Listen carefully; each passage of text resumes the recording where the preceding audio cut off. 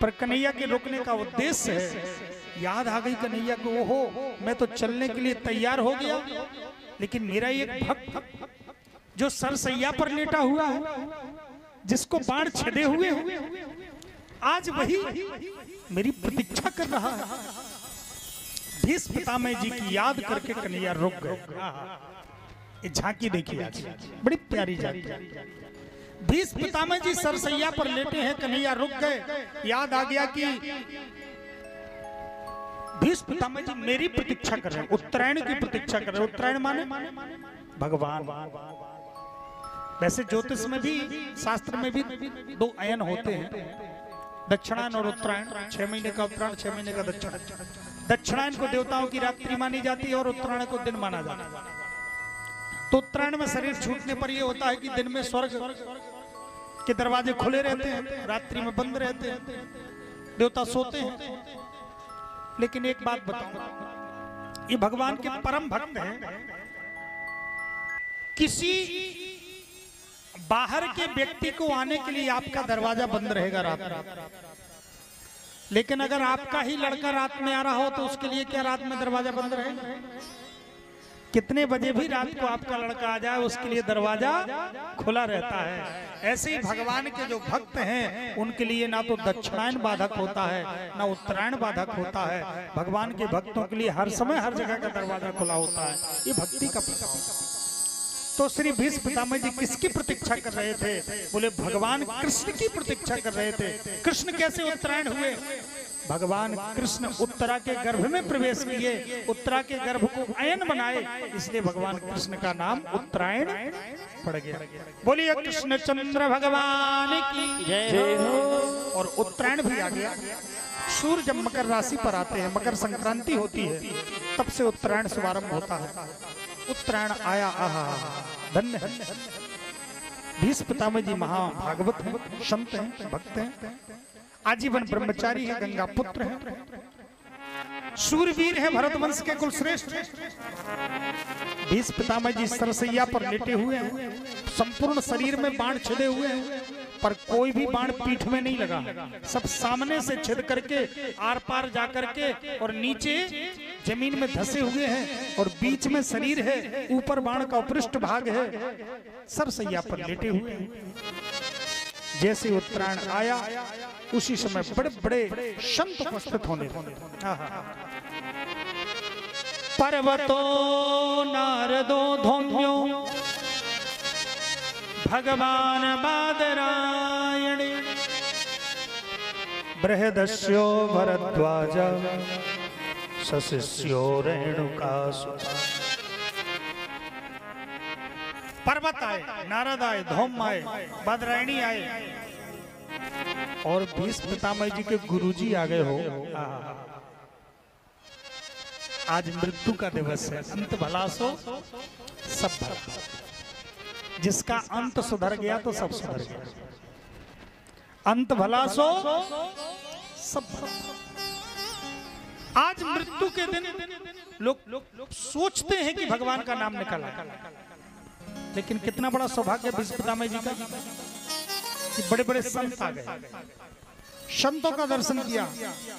ऐसे ऐसे संत जो शुद्ध महापुरुष, पर्वतो नारद जी भक्ति के आचार्य, धौम्यो भगवान बादरायणी बृहदस्यो भरद्वाजा, और गुरुजी भी आ गए। गुरुजी को जानते हैं? भीष्म पितामह जी के गुरुजी कौन है? कौन है बताएं? इधर ध्यान दीजिए, सब्जी मंडी में ध्यान मत दीजिए, इधर ध्यान दीजिए। भीष्म पितामह जी के गुरुजी कौन है? सशिष्यो रेणुका सुता,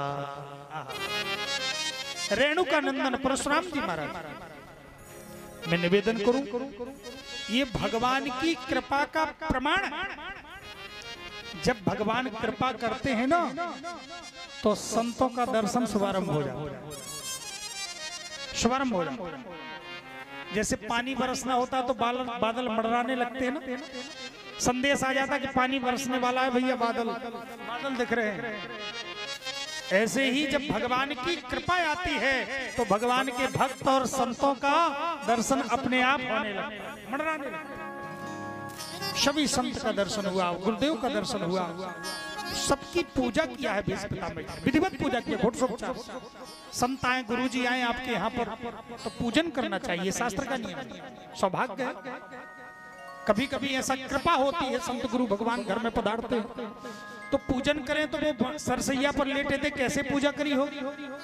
बोले देश काल विभाग देश काल विभाग के अनुसार पूजा की। भीष्म पितामह जी ने मानसिक सबको आसन दिया, खड़े हैं सब सब, मानसिक सबके चरण धोए, मानसिक सबको माला पहनाई, मानसिक सबको इत्र लगाया, मानसिक सबको भोग लगाया, मानसिक आरती करी और मानसिक प्रणाम करके फिर अश्रुओं से पुष्पांजलि प्रदान की और सभी संतों ने घोड़सोपचार पूजा स्वीकार की। सभी क्योंकि हमारे शास्त्र में परंपरा है, जैसे प्रत्यक्ष पूजा का फल होता है ऐसे ही मानसिक पूजन का फल होता है।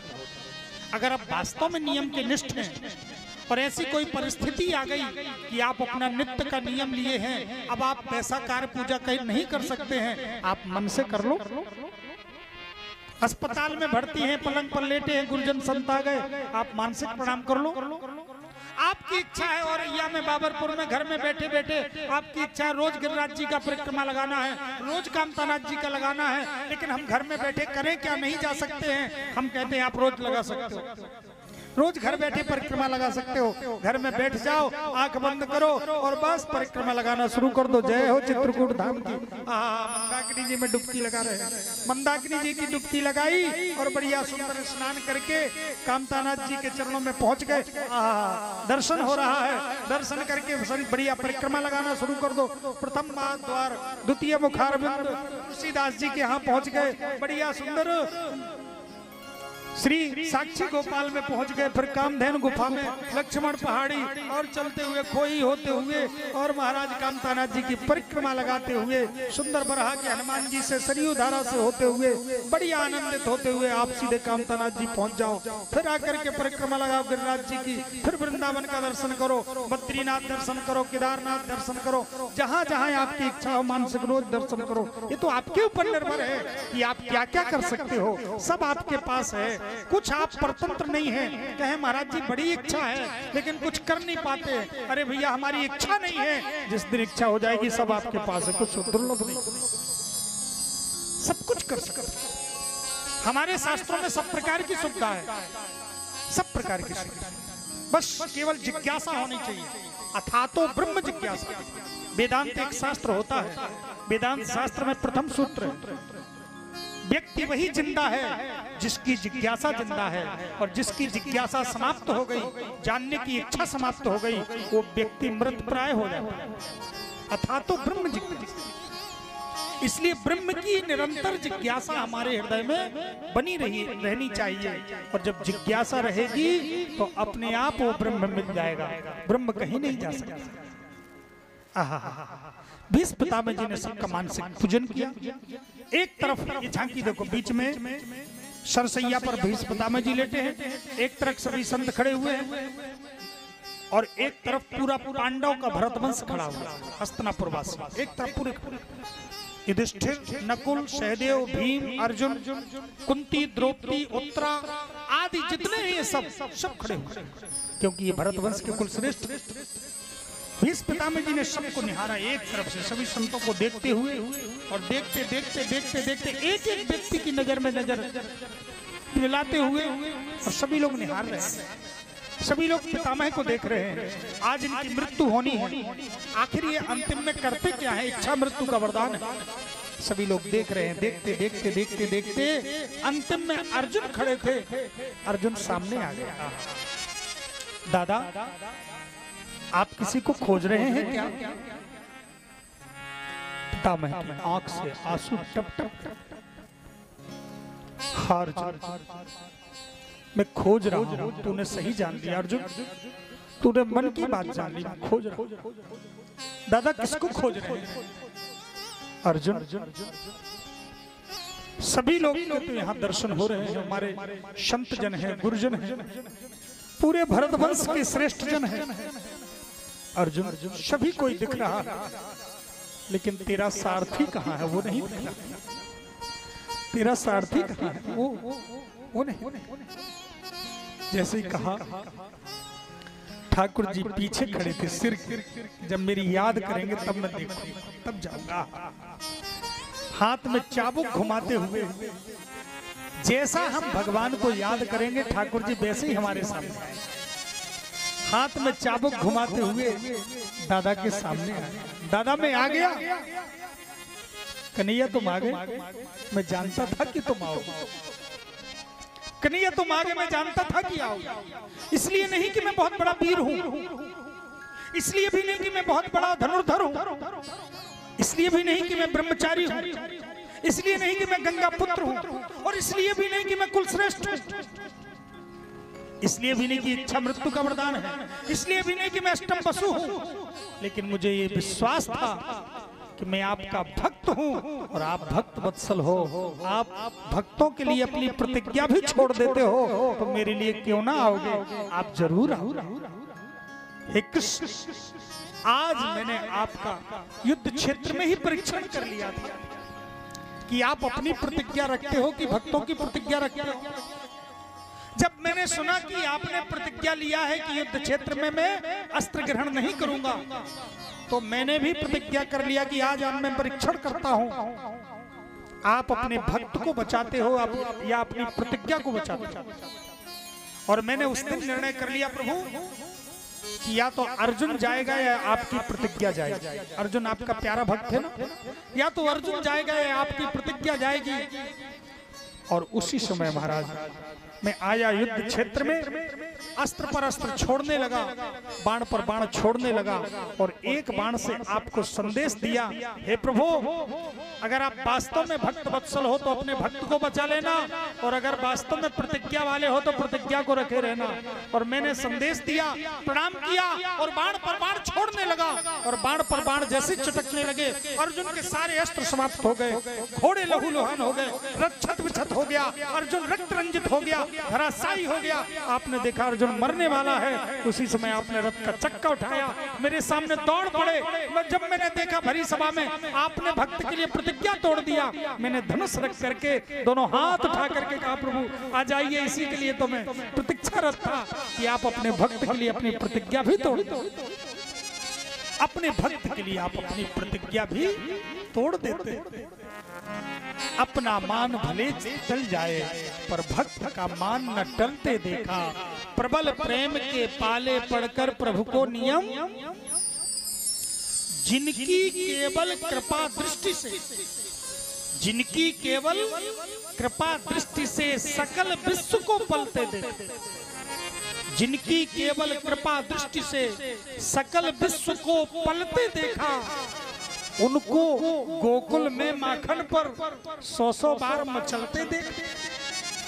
जो सारे संसार का पालनहार है वो मैया से कहता मैया माखन दे दे, मैया मैया थोड़ा सा माखन दे, गोपी गोपी मुझे माखन दे दे, थोड़ा छाछ दे दे, मैं ठुमका लगा के नाचे दे रहा हूं। जो पालन करता है, जिनका ध्यान विरंच शंभु सनकादिक सेना संभलते देखा, जिनका ध्यान बड़े बड़े अमलात्मा, बड़े बड़े महात्मा, बड़े बड़े भीतराग विरंच शंभु सनकादिक सेना संभलते देखा, उनको ब्रिज में ग्वालों के संग लेकर गेंद उछलते देखा। गेंद खेलते हुए हार गए, श्री दामा ने कहा कन्हैया घोड़ा बन, और कन्हैया घोड़ा बन गए, श्री दामा चढ़ के टिक टिक टिक टिक टिक टिक टिक टिक चलने लगे। वो परमात्मा जो कभी बंधन में न आवे, जिसके बंधन में सारा संसार है, जो सारा संसार जो परतंत्र है, आज वो परमात्मा भक्तों की भावना से भावित होकर के और वो भक्तों के लिए घोड़ा भी बन जाता। यही तो भक्ति का प्रभाव है महाराज। किसी साधन में सामर्थ्य नहीं भगवान को बांध सकता। भगवान की प्राप्ति होना अलग बात है, किसी भी साधन में सामर्थ्य नहीं है कि भगवान को बांध सके, किसी साधन में सामर्थ्य नहीं भगवान को नचा सके। केवल भक्ति ही ऐसा सिद्धांत है जिससे भगवान नाचते भी है, जिससे भगवान बंधते भी हैं। प्रेम पास बद पंगुल। हे कन्हैया, आज मैं जान गया कि तुम वास्तव में भक्त वत्सल हो। हे कृष्ण, आज तुम मेरा मरण सुधारने के लिए आ गए। जिसकी एक झलक पाने के लिए बड़े बड़े अमलात्मा महात्मा तरसते हैं, आज वो अंतिम संहारने के लिए, मृत्यु सुधारने के लिए मेरे सामने खड़ा। हे कृष्ण, आज ये पितामह कुछ तुमसे मांगना चाहता, और अंतिम इच्छा सबकी पूरी करनी होती है, नियम है। न्यायाधीश भी अंतिम इच्छा पूरी करता है। तो आपसे निवेदन है कि मेरी भी अंतिम इच्छा है, उसको आप पूरी करो। क्या इच्छा है दादा? क्या इच्छा है आपकी? कन्हैया, मेरी इच्छा है। क्या है? बोले सदैव देवो भगवान प्रतीक्षता कलेवरं यावदिदं नौम्यहं प्रसन्नहासा ऋणलोचनो लसत् मुखाम्बुजोध्यां पथश्चतुर्भुजा सदैव देवो भगवान प्रतीक्षता। हे भगवान, आज मेरी एक इच्छा है, उसको पूरी करो। क्या है? बोले सदैव देवो भगवान प्रतीक्षता। आप हे भगवान, त्वाम प्रतीक्षताम यावदिदम इदम कलेवरम न हिनोमि। कलेवर माने शरीर, शरीर को कलेवर कहा जाता है। जब तक मैं इस कलेवर को न छोड़ दूं, तब तक जैसे आप खड़े हो वैसे ही खड़े रहो, प्रतीक्षा करो। ठाकुर जी ने कहा, लो, इनको इच्छा मृत्यु का वरदान है, और कहीं 2-4 महीने के लिए इन्होंने टाल दिया, मुझे देखे और देखते रह गए, तो कहीं टाल दिया और भूल गए, मृत्यु को ना बुलाया, तो मैं कब तक खड़ा रहूंगा? ये कह रहे यावत प्रतीक्षताम तावत कलेवरम न हिनोम्यहं, तो मैं कब तक खड़ा रहूंगा? तो खड़े हो गए, अब करें क्या? अंतिम इच्छा है। भीष्म पितामह जी कहते ऐसे नहीं, ऐसे नहीं। बोले कैसे? बोले प्रसन्न हासा ऋणलोचनो लसत्।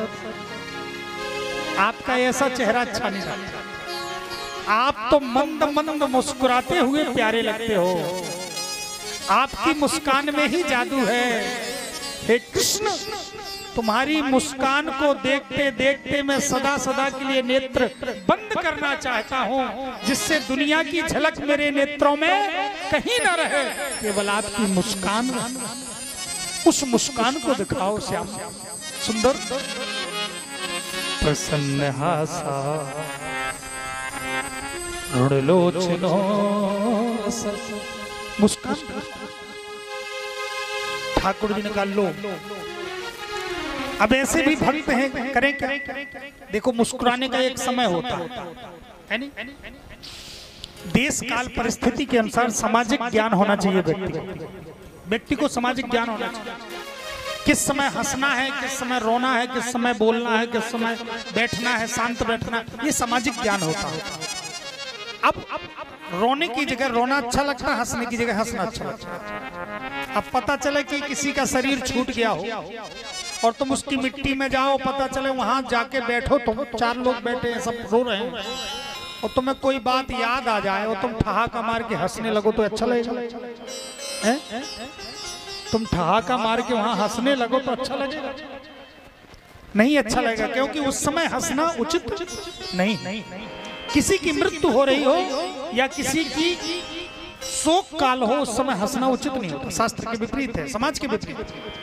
अथवा किसी के यहाँ उत्सव हो, खुशी हो, अब शादी हो रही है, बढ़िया जंका मंका चल रहा है, सब आनंद में है, सब एक दूसरे से मुस्कुराते हुए मिल रहे हैं, तुम जाके वहां बैठ जा, फूट फूट के रोने लगो, हे भगवान हमारे तो कर्म फूट गए, तो क्या अच्छा लगेगा? हंसने की जगह हंसना अच्छा लगता है, रोने की जगह रोना अच्छा लगता है।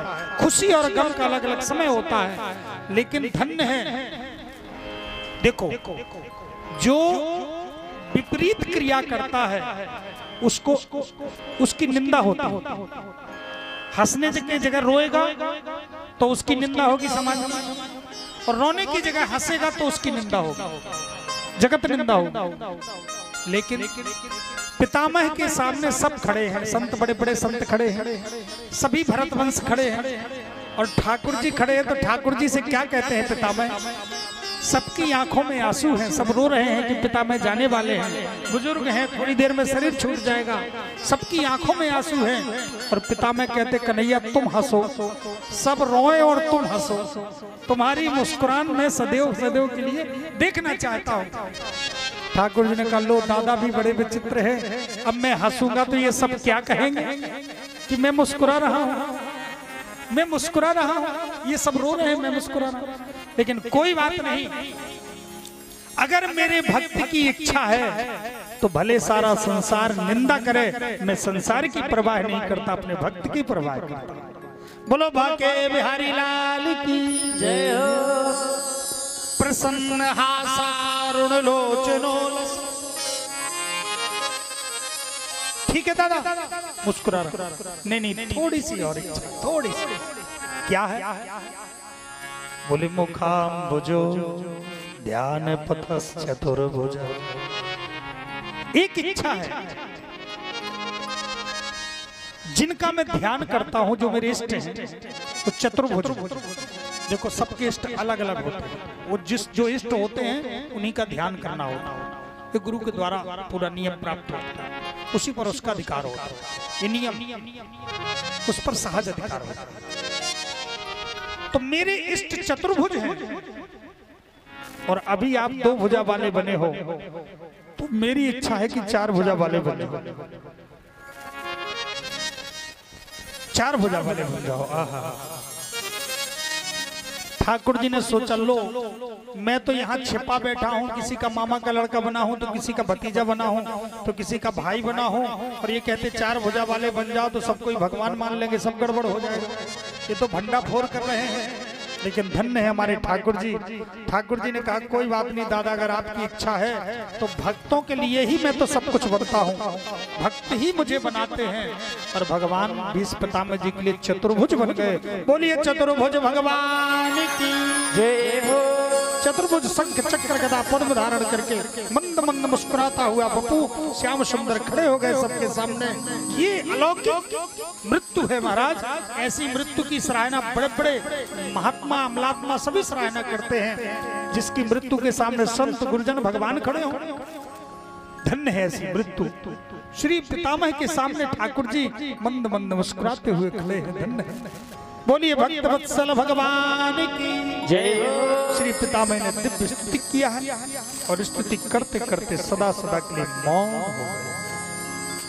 हमेशा हमेशा के लिए नेत्र बंद कर लिए, अपनी बुद्धि को ठाकुर जी के चरणों में समर्पित करके और मौन हो गए। पितामह का संस्कार हुआ और संस्कार होकर के यहाँ पर युधिष्ठिर को राजा बना करके श्री